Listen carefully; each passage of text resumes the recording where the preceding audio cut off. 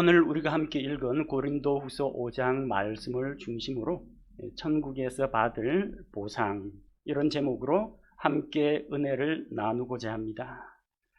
사람은 누구나 상 받는 거 좋아합니다.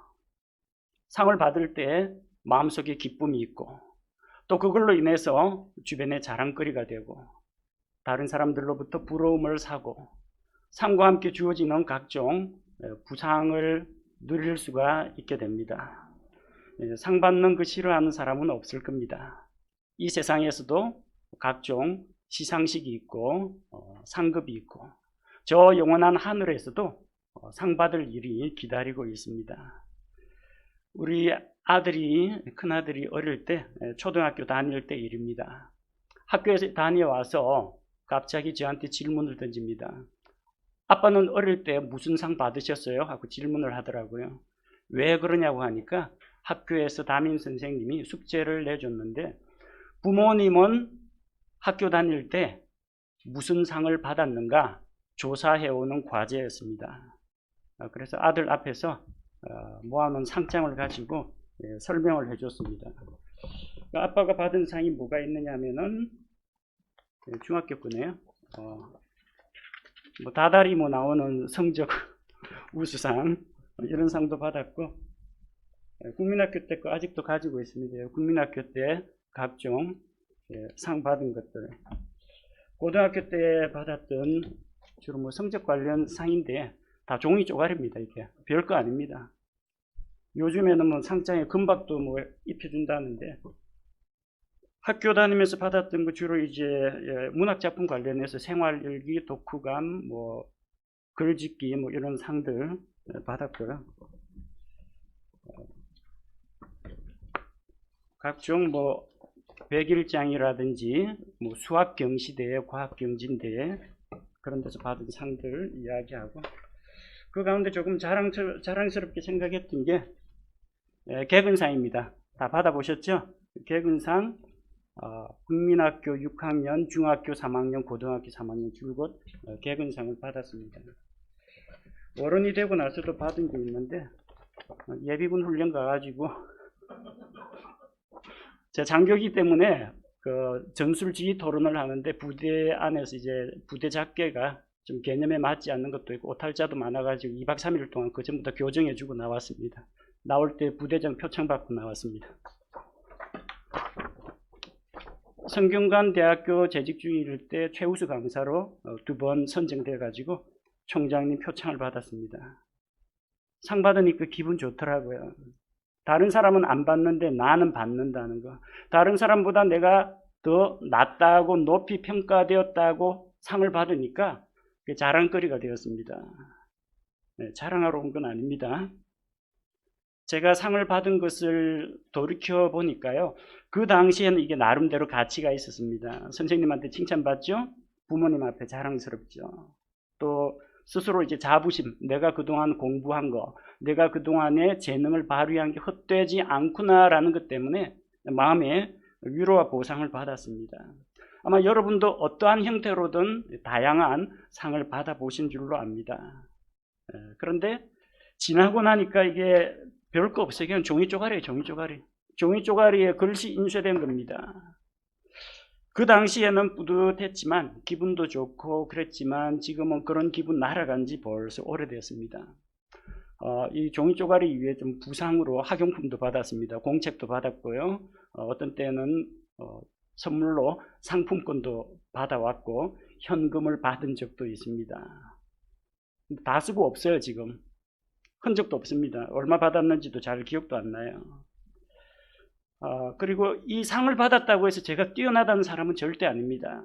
여러분, 학교에서 우등생이 사회 열등생이란 말이 있죠. 학교에서 공부 잘했다고 해서 사회에서도 반드시 우수한 직장인이 되거나 또 우수한 아버지, 엄마가 되는 것은 결코 아닙니다.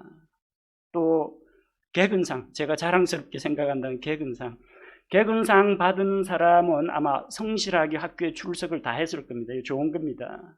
근데 그 개근상을 받았다고 해서 성실한 사람이고, 개근상 못 받았다고 해서 불성실한 사람이라고 할 수는 없습니다. 이 세상에서 주는 상들이 우리의 인생 전부에 대해서 완전하게 공정하게 평가를 하지 못한다는 이야기입니다. 세상에서 받는 이런 보상은 공정하지 않을 수도 있습니다. 우리가 세상에서 받는 이런 보상은 영원하지가 못합니다. 기분 좋은 거 한 며칠 지나면 다 없어져요. 상으로 받았던 거 쓰고 나면 다 없어져요. 지금은 제 손에 없습니다. 이 세상에 있는 상은 영원하지가 못합니다. 그러나 우리가 저 영원한 하늘나라에서 받게 될 보상은 영원한 가치가 있습니다. 영원한 효력이 있습니다. 우리 상 받을 날이 다가오고 있습니다. 우리 주님께서 자기의 사랑하는 성도들을 데리러 공중으로 강림하실 텐데, 그때 주님께서 우리를 저 하늘로 데려가시면 우리는 그리스도의 심판석에서 보상을 받게 됩니다. 그래서 오늘은 우리가 천국에서 받게 될 보상에 대해서 함께 나누고자 합니다. 우리가 읽었던 고린도후서 5장 10절 말씀을 다시 읽도록 하겠습니다. 우리가 반드시 다 그리스도의 심판석 앞에 나타나리니 이로써 각 사람이 좋은 것이든 나쁜 것이든 자기가 행한 것에 따라 자기 몸 안에 이루어진 것들을 받으리라.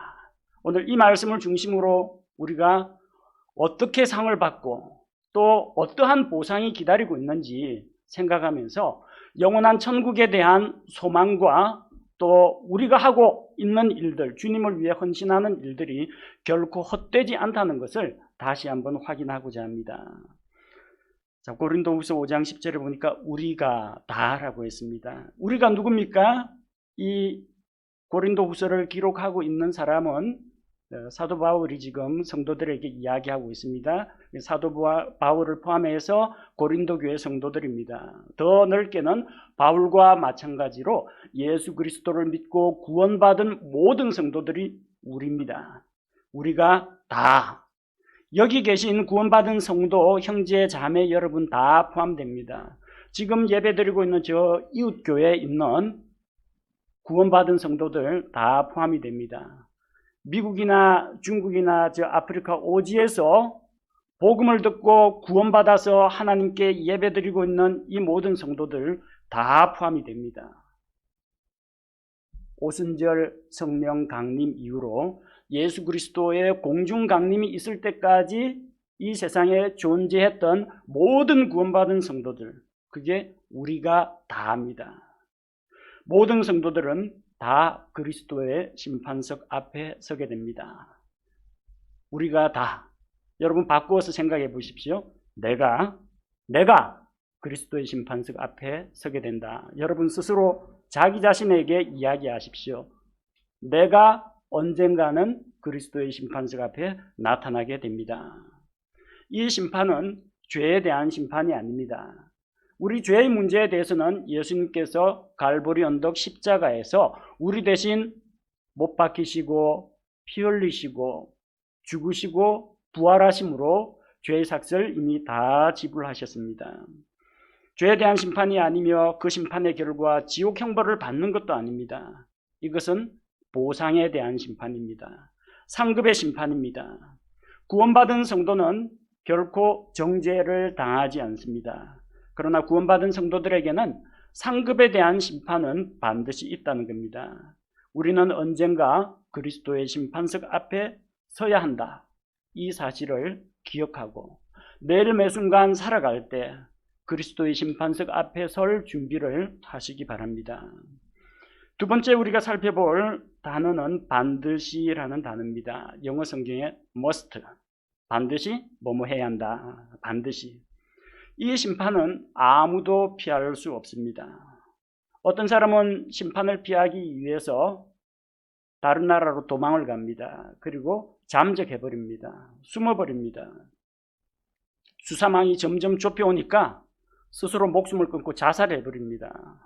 자살해버리면은 검찰이 기소를 할 수가 없습니다. 죽은 사람 가지고 어떻게 할 수가 없거든요. 그래서 심판을 받지 않으려고 멀리 도망가 버리거나 자기 인생을 마감해 버리는 사람도 있습니다. 그러나 이 심판, 그리스도의 심판석 앞에서 심판석에서는 이 심판은 아무도 피할 수가 없습니다. 구원받은 성도는 반드시 거쳐야 하는 과정입니다. 이 심판은 그리스도의 날에 반드시 시행됩니다. 구원받은 성도는 누구나 이 심판석 앞에 서서 자기의 삶에 대해서 결산 보고를 해야 됩니다. 세상 법정에서는 재판부 사정으로 인해서 재판이 연기되거나 또 혹은 피고인의 건강 상태에 따라서 재판이 연기나 취소가 가능합니다. 그리스도의 심판석, 주님께서 내리시는 이 심판은 반드시 열립니다. 결코 취소되지가 않고 우리 중 그 누구도 피해갈 수가 없다는 것입니다. 다음으로 우리가 살펴볼 말씀은 본문에서 이야기하는 그리스도의 심판석 앞에라는 단어입니다. 여기 나오는 심판석이라는 단어가 그리스어로는 베마라고 합니다. 베마시트, 그리스도의 심판석입니다. 그리스 사람들, 그 당시에 그리스어를 사용하던 그 문화권 사람들은 베마 하면 무슨 말인지 압니다. 베마가 뭐냐면 그 올림픽 경기할 때 심판관이 올라가 있는 그 높은 자리, 그거 말하는 거 아닙니까? 맞습니다. 바로 그거예요. 이게 판사가 이 법관복 입고 이 망치 들고 재판을 하는 그 재판석이 아니라요, 올림픽 경기에서 심판관이 전체 운동 경기장을 내려다보면서 선수들의 움직임이나 누가 코스를 이탈했는지, 누가 반칙을 쓰는지 안 쓰는지 다 지켜보고 있는 자리가 그리스도의 심판석이에요.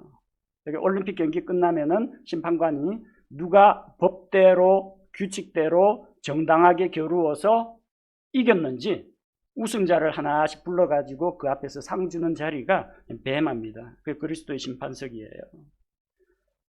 그 올림픽 경기 심판관은 눈이 안 좋아가지고 누가 살짝 반칙을 했는데 못 볼 수도 있습니다. 우리 주님께는 그런 일이 없습니다. 우리가 살아온 인생 여정 전체를 알고 계시고 우리의 말과 행동을 알고 계시고 우리 마음속에 품은 생각과 또 우리의 마음속의 태도와 동기, 그것까지도 다 알고 계십니다. 주님 앞에서는 피할 수가 없어요. 주님의 눈을 피할 수가 없어요. 우리 주님께서 심판석에 앉아서 우리의 모든 일생, 우리의 마음속까지 다 들여다보고 계십니다. 그리고 마지막 때에 성도들을 한 사람 한 사람 불러서 그리스도의 심판석에서 그 앞에서 상 받을 자에게 보상을 주신다는 겁니다. 다음으로 우리가 주목할 단어는 각 사람이라고 했습니다. 10절에 보니까 우리가 본 말씀에 각 사람이라고 했는데 각 사람은 누굴 말하느냐? 우리들 한 사람 한 사람을 이야기합니다. 우리 모두 다가 그리스도의 심판석 앞에 서게 되는데 그 심판은 어떤 단위로 주어지느냐? 각 개인 단위로 심판을 한다는 겁니다. 국가나 민족 단위로 심판하는 거 아닙니다. 어느 나라는 모범적인 기독교 국가구나, 그 나라 국민들 단체로 상 받아라, 이런 거 없습니다. 아무개 교회를 보니까, 서울에 있는 어느 교회를 보니까 참 신실하고 성도들 숫자도 많고 또 믿음으로 많이 살았고 성도들이 일치단결해서 주님의 뜻을 따라서 선한 열매를 맺었다, 그 교회 교인들 다 나와라 해가지고 단체로 시상하는 일은 없습니다. 우리 집안에, 우리 가문에 훌륭한 믿음의 사람이 있어가지고 우리 아들, 딸이 참 대견하게도 주님 앞에서 상 받을 일이 있다고 하네. 우리 가족들 가서 같이 단체, 가족상을 받느냐, 그런 거 없습니다. 우리 아버지 어머니가 훌륭한 업적을 많이 이루었고 우리 집안이 3대째 4대째 기독교 집안이니까 우리 가문에 주님께서 뭔가 상을 주시느냐, 그런 상은 없다는 겁니다. 각 사람입니다. 이 시상은 단체상은 없어요. 각 사람이 받습니다. 우리가 예수님을 믿을 때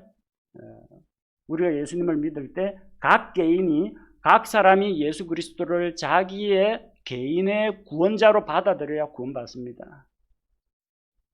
우리 아버지가 예수 그리스도를 믿었기 때문에, 어머니가 그리스도인이기 때문에 그 혈통을 타고 난 나는 자동으로 믿음의 가정에서 난 아이니까 저절로 구원받느냐, 그렇게 되지 않습니다. 요한복음 1장 12절 13절 나오는 말씀처럼 이것은 혈통으로 되는 문제가 아닙니다. 예수 그리스도를 믿고 받아들이면, 예수님을 영접하면 구원을 받게 됩니다. 구원은 개인적으로 받습니다. 그래서 자기 아버지가 하늘에 계신 하나님 아버지 한다고 옆에 있는 아들이 하늘에 계신 우리 할아버지 이렇게 하지는 않습니다. 나의 아버지도 하나님을 하나님 아버지라 부르고, 나도 하나님 아버지 부르고, 내 아들과 내 손자도 각자 하나님 아버지 부릅니다. 각 사람이 예수 그리스도를 자기 개인의 구원자로 받아들입니다.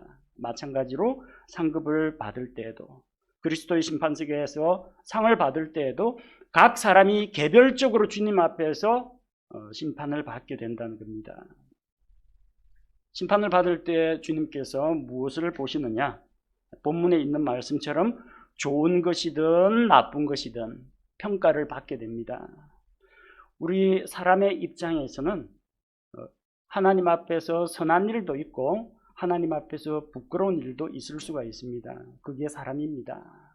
완벽한 사람은 없습니다. 하나님 앞에서 믿음의 조상이라고 꼽히는 아브라함을 보십시오. 아브라함도 거짓말을 했습니다.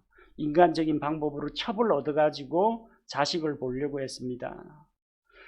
아브라함도 환경을, 사람을 두려워한 적이 있습니다. 그럼에도 불구하고 아브라함은 믿음의 사람이었습니다. 아브라함이 잘못을 저지른 그것 때문에 아브라함이 그동안에 하나님 앞에서 쌓아온 공로나 상급이 전부 다 없어지는 건 아닙니다. 다윗을 보십시오. 잘한 일도 있고 잘못한 일도 있습니다. 우리가 알고 있는 다윗은 하나님의 마음에 합한 사람이었습니다. 그런 것도 바세바의 간음을 저질렀고, 또 사람을 의지하고자 인구조사를 하다가 하나님께 징계를 당했습니다. 다윗에게도 공과 과가 있습니다. 사도 바울은 어떻습니까? 완벽한 사람이라고 생각합니까? 그는 교회를 핍박한 사람입니다. 스데반을, 사람들을 끌어모아가지고 스데반을 죽이도록 한 사람이 사울이었습니다. 사도 바울입니다. 바울도 완벽한, 완전한 사람은 아니었습니다. 다 약점이 있습니다. 그럼에도 불구하고 하나님께서는 좋은 것도 보고 나쁜 것도 보십니다. 잘한 일 때문에 나의 모든 잘못이 전부 면책되는 것도 아닙니다. 잘못한 것 때문에 내 수고한 것이 모두 다 날아가 버리지도 않습니다. 장부 정리를 하다 보면요, 우리가 수익을 얻은 부분이 있고 비용이나 손실로 지출되는 부분도 있습니다. 그래서 내가 거둬들인 수익 가운데에서 손해를 보거나 아니면 비용으로 나간 것을 빼고 나면은 거기서 이제 순이익이 나옵니다. 그게 마지막에 결산 장부에 잔액 해가지고 남게 됩니다. 주님 앞에서도 마찬가지입니다. 우리가 주님 앞에서 선한 일을 하고 좋은 열매를 맺어서 보상을 받을 것이 있습니다. 그런데 그 가운데에서 우리가 주님의 영광을 가리우거나 잘못된 동기로 일을 했거나, 또 그렇게 함으로써 내가 하나님 앞에서 부끄러운 잘못이나 이런 것들을 저질렀을 때 그 보상 가운데에서 손실을 입는 일들도 있다는 겁니다. 결국은 좋은 것도 평가받고 나쁜 것도 평가받습니다. 이 세상 살다 보면 답답한 일도 있고 억울한 일도 있고 누구와 맺힌 일도 있죠. 나중에 주님께서 보고 평가해 주십니다. 그러니까 억울해하지 마시고 서운해하지 마시고 나중에 주님 앞에서 정당한 평가를 받으면 됩니다. 심지어 보상을 많이 쌓아놓았는데 주님 앞에서 큰 실수나 죄를 저질러 가지고 그 보상과 선한 간증을 다 날려먹는 사람도 있습니다. 보상받을 게 이만큼 있는데 손실이 더 커요. 마이너스가 되느냐? 마이너스가 되면 물어내야 되냐? 마이너스는 없습니다. 보상의 손실을 당하면 상 받을 게 제로입니다. 없습니다. 그런 사람을 가리켜서 성경에서는 뭐라고 하느냐? 불 가운데에서 건져낸 자와 같다고 합니다. 불 가운데서 사람 건져내면 뭐합니까? 불 가운데서 불 났는데 소방대원이, 구조대원이 달랑 담요 싸가지고 밖으로 나오기 바쁩니다. 거기에서 뭐 비싼 외투가 어떻고 뭐 금반지가 어떻고 보석함이 어떻고 내 일기장이 어떻고 아무것도 못 챙깁니다. 일단 살고 봐야죠. 그렇게 하나님 앞에서 보상 없이 간신히 목숨만 건지는 그런 사람들도 있을 수가 있다는 겁니다. 좋은 것이든 나쁜 것이든 우리의 모든 삶이 주님 앞에서 평가받는다. 그걸 생각할 때 한편으로는 안심이 되고요. 사람들이 몰라줘도 주님이 알아주시니까. 한편으로는 두려워해야 됩니다. 사람은 속여도 하나님은 못 속입니다. 하나님 앞에서 두려운 마음을 항상 가져야 합니다. 왜냐하면 우리가 받는 그 보상은 자기가 행한 것에 따라 받기 때문입니다. 본문에 나오죠. 자기가 행한 것에 따라. 구원받을 때는 우리의 행위가 전혀 필요 없습니다. 우리의 뭐 성품이 좋다거나 착한 일을 많이 했다거나 도덕적, 인격적 수양이 잘 됐다거나 이거는 구원받는 데는 아무런 관계가 없습니다. 구원은 나의 행위가 아니라 예수 그리스도께서 십자가 위에서 행하신 바로 그 일, 십자가의 대속으로 말미암아 예수님의 그 대속을 믿는 믿음으로 말미암아 하나님의 은혜로 거저 받습니다. 그러나 보상은 행위로 받습니다. 행위가 없이 내 마음속에 마음만 가지고는 보상을 못 받습니다. 여러분 사랑하는 뭐 애인이나 남편이나 아내나 자녀에게 내가 너한테 아무것도 못 해주지만 마음이 가면은 몸도 가야 되고 마음이 가면은 뭐 선물이나 실제적인 어떤 행위가 나타나야 합니다. 만약에 마음만 하나님 제가 주님 얼마나 사랑하는지 아시죠? 제 마음 아시죠? 해놓고 자기의 시간은 노는 데 씁니다. 자기의 재물은 헛된 것에 다 날려버립니다. 하나님을 위하여 예수 그리스도의 복음을 위해서는 한 푼도 지출하지 않고 자기의 사리사욕을 위해서 돈을 다 써버리고 하나님 그래도 제 마음만은 하나님께 드립니다. 이거는 거짓말입니다. 마음 가는 데는 시간과 재물도 같이 가게 되어 있습니다. 나중에 보상받을 때 너의 마음을 따라서 보상을 하겠다 하지 않습니다. 자기가 행한 것에 따라서 보상을 받게 됩니다. 우리는 그리스도의 심판석 앞에서 자기 지나온 인생에 대해서 주님 앞에서 결산보고, 회계보고를 해야 됩니다. 회계장부를 보니까 플러스도 있고 마이너스도 있는데 잔액이 많이 남으면요, 적자 남기지 말고 흑자다 그러면 상을 많이 받습니다. 빌립보서 4장 17절에도 이렇게 바울이 기록하고 있죠. 빌립보 성도들이 뭘 했습니까? 바울이 선교 사역을 하는 동안 그를 후원을 해주었습니다. 쓸 것을 공급했습니다. 바울을 도와준 게 아니라 바울이 하고 있는 복음 전도 사역을 후원한 겁니다. 빌립보서 4장 17절에 나는 너희에게 선물을 바라지 않는다. 오직 너희 회계장부에 넘치게 될 열매를 바란다. 그들은 하나님의 영광을 위해서, 복음을 위해서 물질로 주님을 위해서 섬기고 드렸습니다. 그것이 그들의 회계장부에 선한 열매로 기록이 된다는 겁니다. 행한 것에 따라 받습니다. 언제 행한 것에 따라서요? 본문에 나오는 말씀처럼 자기 몸 안에 이루어진 것들을 받게 됩니다. 번역이 약간 미묘한 차이가 있는데요. 몸 안에 이루어진 것 하니까 근데 몸 안에 뭐가 축적이 되나? 몸 안에 뭐가 쌓이나? 여러분 이 육신의 몸 안에 뭐 쌓일 게 없어요. 몸 안에 결석 정도나 쌓일까, 암세포나 쌓일까, 우리 이 죽어가는 몸 안에는 쌓일 게 없습니다. 몸 안에 뭔가 이루어지는 게 아니고요. 몸 안에서 이루어진 것들을 이렇게 하면 아마 이해가 좀 빠를 겁니다. 몸 안에서 이루어진 것들. 그러니까 내가 이 세상에 살면서 몸을 입고 있는 동안에 행한 것에 대해서 보상을 받는다는 겁니다. 본문의 배경이 무엇입니까? 우리가 이 몸을 떠나서 주님과 함께 있는 것이 더 좋은데 우리는 몸 안에 있든지 몸 밖에 있든지 주님을 위해, 주님의 영광을 위해 일을 한다고 했습니다. 근데 그리스도의 심판석 앞에서 보상을 받을 때는 언제적 것을 가지고 보상을 받느냐면요, 우리가 몸 안에 있을 때 일어난 일들에 대해서 하나님께서 평가하시고 보상을 주신다는 겁니다. 그래서 우리가 세상에서 몸을 입고 살 때 행한 모든 것이 평가 대상입니다. 몸 밖에 있을 때 한 일은 평가 대상이 아닙니다. 몸 밖에 있으면 일을 못 하잖아요. 근데 몸 밖에 있을 때 일을 하는 사람이 있어요. 살아생전에는 교회도 안 나가고 그런 사람이 나 죽거든 관 들고 교회 한 바퀴 돌아가지고 장지로 가라. 그 유언 남기는 사람이 있습니다. 아니, 살아있을 때 하나님 앞에 나와가지고 기도도 하고 찬양도 하고 말씀도 듣고 예배를 드려야지. 죽은 시체가 그 교회당 한 바퀴 돌고 저 가면 뭐합니까? 아무 의미 없어요. 그건 교회 출석으로 안 칩니다. 살아있을 때 하나님을 위하여 또 복음 사역을 위해서 헌금을 해야지. 다 죽어갈 때, 다 죽고 나서 그 후손들이 아버지의 유지를 따라서 이것을 사회단체에, 복음 선교 기관에, 선교 단체에 기부를 합니다. 몸 밖에 있었던 일이기 때문에 그건 카운트가 안 됩니다. 자기가 몸을 입고 있을 때 자기 스스로의 의지를 가지고 자기 손으로 하나님 앞에 드려야지. 죽은 이후에 후손들이 아버지의 뜻을 받들어서 재산을 기탁합니다. 아무 의미 없습니다.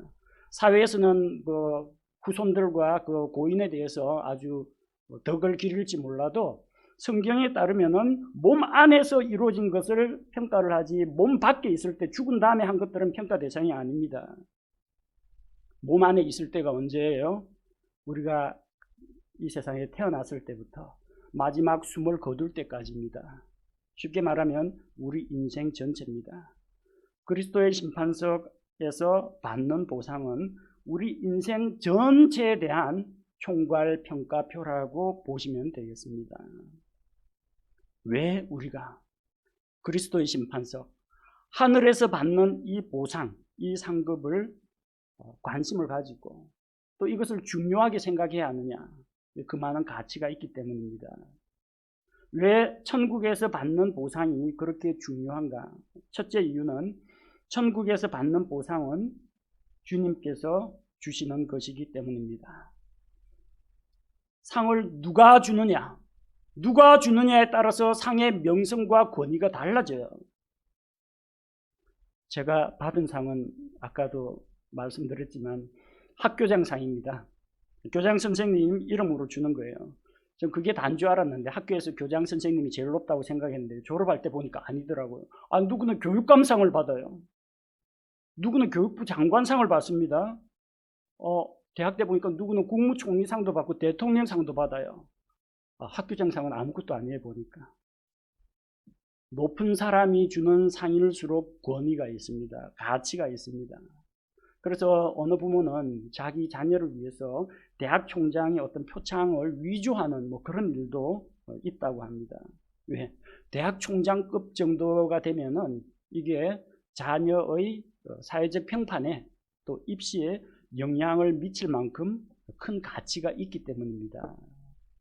세계적으로 명성이 있는 상 하면은 아마 여러분 노벨상을 꼽을 겁니다. 인류의 문명에 기여한 사람, 문명 발달에 기여한 사람에게 상을 주는 그런 제도가 있습니다. 제가 받은 수학 경시대회 상이나 과학 경진대회 우수상이나 이거 아무 필요 없습니다. 안 알아줘요. 그 학교 안에서는 축하를 해주고 자랑으로 삼는데 전 세계적으로 보면 이거는 눈꽃만큼도 가치가 없습니다. 세계적으로 유명한 물리, 화학, 경제, 문학, 평화, 의학 이런 분야에서 혁혁한 공을 세운 사람은 노벨상을 받습니다. 세계적인 권위와 명성을 갖고 있습니다. 그래서 전 세계적으로 노벨상이 권위가 있다면 온 우주 만물의 창조주요 또 주인이시요 재판관이 되시는 우리 주님께서 주시는 상은 얼마만한 가치가 있겠습니까? 이 받았던 이 종이 쪼가리 이거 아무것도 아니에요. 이거는 권위자이신 하나님께서 우리의 주님께서 주시는 상이 진짜 가치 있는 상입니다. 우리 주님의 권위가 담겨 있습니다. 우리의 노고를 치하하는 주님의 그 마음이 우리를 칭찬하고 격려하는 주님의 마음이 담겨 있는 상이에요. 그래서 천국에서 받는 보상이 이 세상에서 받는 보상과는 비교할 수 없는 가치가 있는 겁니다. 둘째 이유는 천국에서 받는 보상은 우리 인생에 대한 정확하고 공정한 평가이기 때문입니다. 이 세상에서는 보상이 반드시 공정하게 돌아가진 않습니다. 전교 1등도 수도 없이 해봤습니다. 12년 동안 개근도 했습니다. 근데 저는 학교장상, 육성회장상, 교육감상을 한 번도 못 받아봤습니다. 나중에 졸업식 때 보니까 전교 학생회장이 받더라고요. 육성회장 아들, 딸들이 받더라고요. 학부모회 자녀들에게 그 상이 돌아가더라고요. 나보다 별로 잘한 것도 없는데 속상했습니다.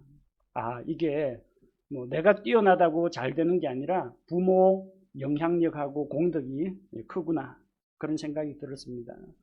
아마 직장인들도 마찬가지일 겁니다. 직장에서 무슨 새로운 아주 기발한 아이템, 사업계획, 여기에 딱 있어가지고 아이디어를 제안했는데 직장 상사가 자기 명의로 그걸 올립니다.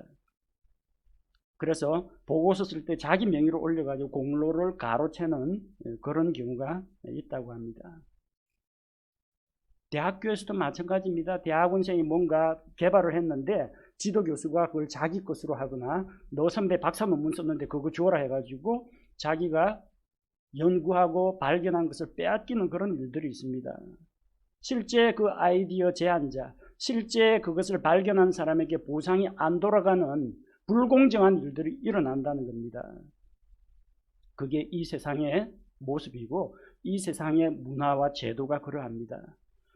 전도서를 기록한 솔로몬은 이렇게 말합니다. 전도서 9장 11절에 보니까 내가 돌이켜 해 아래에서 보니 경주가 빠른 자들에게 돌아가지 아니하고, 달리기 잘하는 사람이 꼭 1등 하는 건 아닙니다.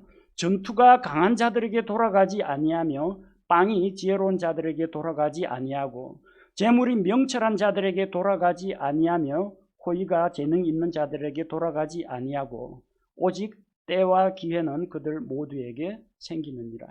우연도 작용하고 행운도 작용하고 편법도 작용하고 뇌물도 작용하고 뒷배경 그리고 누군가의 간섭, 이런 것들이 작용하기 때문에 이 세상에서 받는 상은 반드시 공정하다고 말할 수가 없습니다. 그러나 그리스도의 심판석에서는 주님께서 우리의 삶을 공정하게 평가해 주십니다.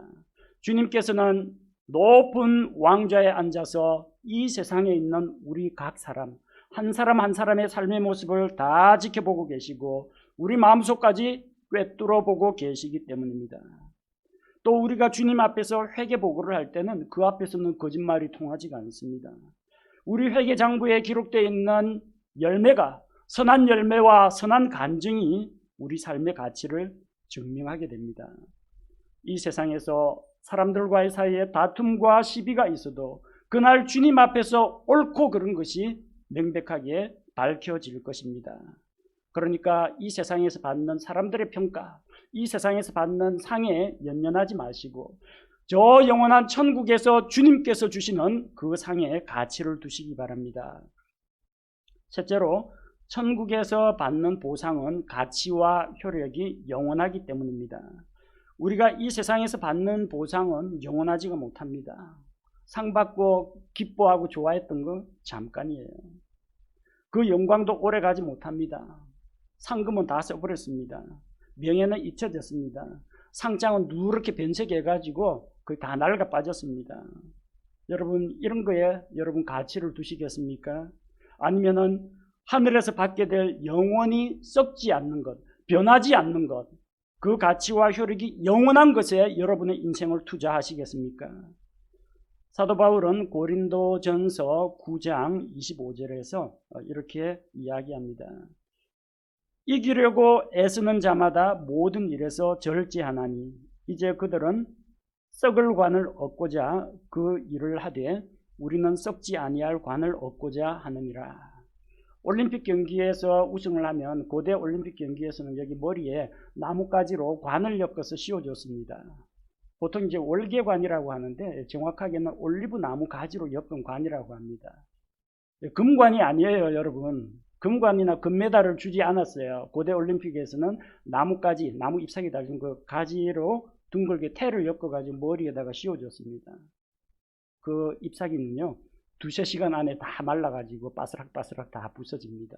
운동선수들에게 주는 격려와 경고의 말입니다. 승리의 기쁨과 영광은 잠깐이다.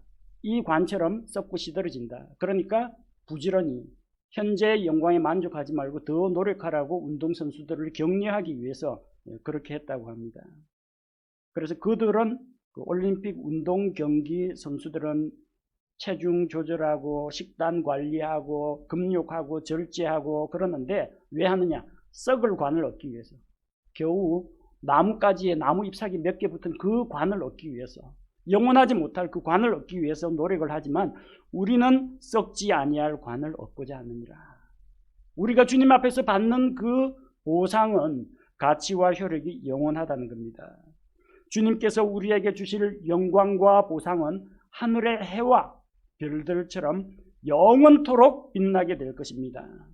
다니엘 12장 3절 말씀을 보면 지혜로운 자들은 궁창의 광채같이 빛나고 많은 사람을 의로 돌아서게 하는 자들은 별들과 같이 영원 무궁토록 빛나리라.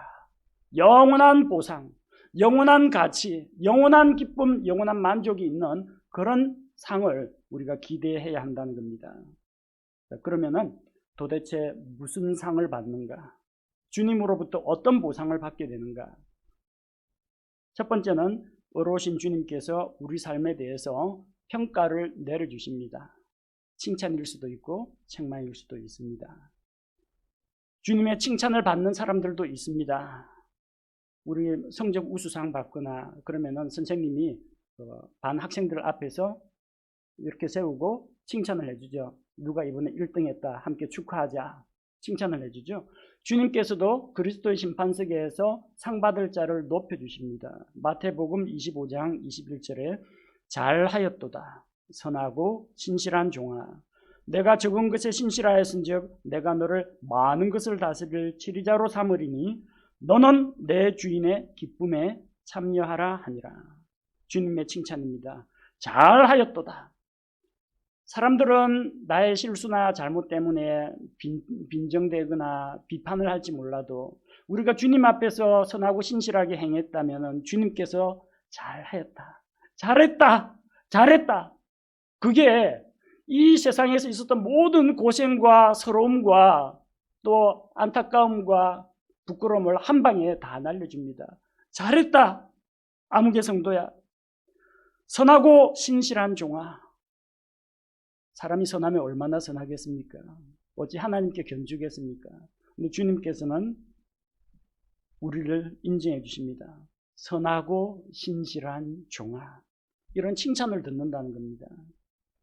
그리스도 심판석 가면 다 칭찬만 듣습니까? 반드시 그런 건 아니에요. 책망받는 사람도 있습니다. 마태복음 25장 26절에 그의 주인이 그에게 응답하여 이르되 악하고 게으른 종아. 이런 말 듣는 사람도 나옵니다.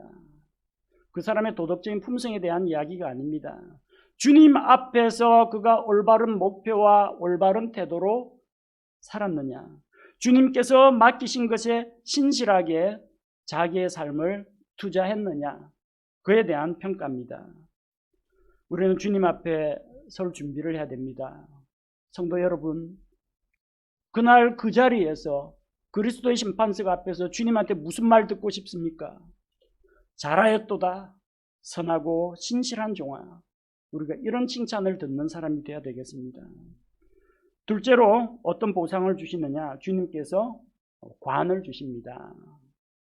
우리 부른 찬송 가운데서 빛나는 관을 쓴다, 그런 찬송이 나왔는데 주님께서 5가지 관을 보상으로 주십니다. 고린도전서 9장 24절에서 27절에는 썩지 아니할 관을 준다고 했습니다. 누구에게 주느냐? 자기를 절제하며 목표를 향해서 규칙대로 경주를 완주하는 자, 또 허공을 치지 않고 목표를 바라보고 믿음으로 싸우고 승리한 자에게 썩지 아니할 관을 줍니다. 두 번째로 데살로니가전서 2장 19절 20절에 보니까 기쁨의 관을 준다고 했습니다. 복음을 전하여 다른 사람들을 구원한 자에게 주는 상입니다. 구원받은 자들과 그들에게 복음을 전한 사람들이 천국에서 한자리에 모여서 같이 기쁨을 나누는 그날이 온다는 겁니다. 세상에 있는 거 우리가 가져갈 거 없습니다. 아파트나 자동차 못 갖고 갑니다. 금붙이 은붙이 못 가지고 갑니다. 보석 다이아몬드 반지 못 가지고 갑니다. 가지고 갈 수 있는 거는 하나밖에 없어요. 구원받은 성도는 데려갈 수가 있습니다. 그래서 주님 앞에서 같이 만나서 서로 기쁨을 나눕니다. 내가 복음을 전해서 구원받은 사람, 내가 그의 구원을 위해서 눈물로 기도했는데 마침내 그가 언젠가 회심해서 주님 앞에 돌아왔을 때, 또 내가 직접 전도는 못했지만 해외 선교사님들을 위해서 선교 안부도 묻고 편지도 쓰고 기도도 하고 선교헌금도 보내고 했는데, 그 선교사님을 통해 가지고 저기 아프리카 오지에서, 필리핀 오지에서 누군가가 복음을 듣고 구원을 받았다면 그날 서로 알아보게 될 겁니다. 반갑습니다, 형제님. 형제님이 보내주신 그 선교헌금 덕분에 제가 아무개 선교사님으로부터 복음을 듣고 구원을 받았습니다. 그래서 함께 기뻐하고 영광을 누리게 될 겁니다. 기쁨의 관을 받습니다. 세 번째로 의의 관이 있습니다. 디모데후서 4장 7절과 8절 말씀에 보니까 선한 싸움을 싸우고 자기가 달려갈 길을 마치고 믿음을 지킨 자에게 이 상을 줍니다. 그리고 주의 오심을 사모하는 모든 자에게 이 의의 관을 주겠다고 약속하셨습니다. 네 번째는 생명의 관입니다. 야고보서 1장 12절 그리고 요한계시록 2장 10절에 약속되어 있습니다. 시험을 견디고 단련을 받아서 승리한 자에게 생명의 관을 주십니다. 주님을 위하여 죽기까지 신실한 자, 즉 복음을 위해서, 주님을 위해서 목숨까지 내놓고 자기 삶을 드리고 순교한 자, 생명의 관으로 돌려받습니다. 다섯 번째는 베드로전서 5장 1절에서 4절에 나오는 영광의 관입니다. 하나님의 양무리를 잘 돌본 자들, 목양자들, 또 교회 성도들을 돌아보고 보살피고 섬긴 그런 사람들에게 이런 관을 주실 것입니다. 또 이 이외에 부상으로 주님께서 어떤 상을 주시느냐? 도시를 맡아서 다스리는 권세를 주십니다. 일을 맡긴다는 겁니다. 작은 일에 신실한 사람은 큰 일을 맡겨도 신실하게 됩니다. 주님 앞에 내가 맡은 일이 비록 사람들 눈에는 작게 보일지라도 그 작은 일 하나에 내가 최선을 다해서 헌신하고 마음을 담아서 주님을 위해서 신실하게 일했다면 주님께서 기억하십니다. 성도들을 섬기고 작은 아이에게 시원한 냉수 하나라도 주면은 결코 그 사람은 자기 보상을 잃어버리지 않습니다. 정말 사랑과 긍휼을 담아가지고 그렇게 베푸는 삶을 살았다면, 남에게 보이기 위해서가 아니라 정말 누가 보건 안 보건 예배당 청소를 하고 성도들의 쓸 것과 먹을 것을 공급하고 복음 사역을 위해서 헌신하고 시간과 재능을 자기가 가진 것을 주님을 위해서 내어놓은 분들 반드시 보상을 받습니다. 작은 일에 신실한 사람은 주님께서 큰 일도 맡기십니다. 누가복음 19장 17절에 보니까 그가 그에게 이르되, 주인이 종에게 말합니다. 잘하였도다 선한 종아, 내가 매우 작은 일에 신실하였은즉 10도시를 다스릴 권세를 차지하라 하니라. 주인이 맡긴 건 동전입니다. 문화라는 그 동전을 맡겼습니다. 그런데 그 동전 하나에 신실하게 행해서 그걸 가지고 장사를 해서 이익을 남기고 계속해서 주인의 재산을 불리고 이러니까 작은 일에 신실하였은즉 10개의 도시를 다스리는 권세를 주었습니다. 그리스도의 왕국에서, 주님의 왕국에서 주님과 함께 주님을 도와서 다스리는 그런 섬김의 일을 맡게 된다는 것입니다. 우리에게 이런 놀라운 상들이 기다리고 있습니다. 여러분, 하나님께서는 믿는 자들에게 보상을 주시는 분이십니다. 우리는 천국에 들어갈 뿐만 아니라 천국에 들어가서 거기서 보상을 받을 것까지 기대해야 됩니다. 쉽게 말하면 대학에 합격하는 선에서 그치지 말고 합격해가지고 그 안에서 장학금까지도 받고 그러면 더 좋겠죠. 천국에서 영원한 가치가 있는 그 보상을 얻는 성도들이 되어야 합니다. 그를 위해서 믿음으로 달려가야 합니다. 구원은 하나님의 은혜로 거저 받습니다. 우리의 노력이나 행위가 필요가 없습니다. 그러나 보상을 받기 위해서는 믿음으로 살고 선한 열매를 맺어야 합니다. 우리가 이 몸을 입고 있는 동안에 행한 선한 일들, 주님의 영광을 위한 일들, 하나님의 왕국과 그분의 의를 위해서 수고한 모든 선한 열매가 나중에 우리에게 보상으로 돌아오게 됩니다. 우리는 하나님께서 계시는 영원한 천국에 들어갈 소망을 가져야 합니다. 또한 주님께서 우리에게 내려주실 그 크고 놀라운 보상을 기대하면서 믿음으로 살아가야 합니다. 우리가 이 세상에서 몸을 입고 사는 동안 내가 어떠한 인생을 살았느냐에 대해서 앞으로 우리가 받게 될 보상이 달라집니다. 그 보상이, 영원한 보상이 이 세상에서 우리가 살았던 삶의 흔적에 의해서 결정이 되는 겁니다. 그러므로 사랑하는 성도 여러분, 항상 깨어서 믿음으로 일하며 그리스도의 심판석 앞에 설 준비를 하시기 바랍니다.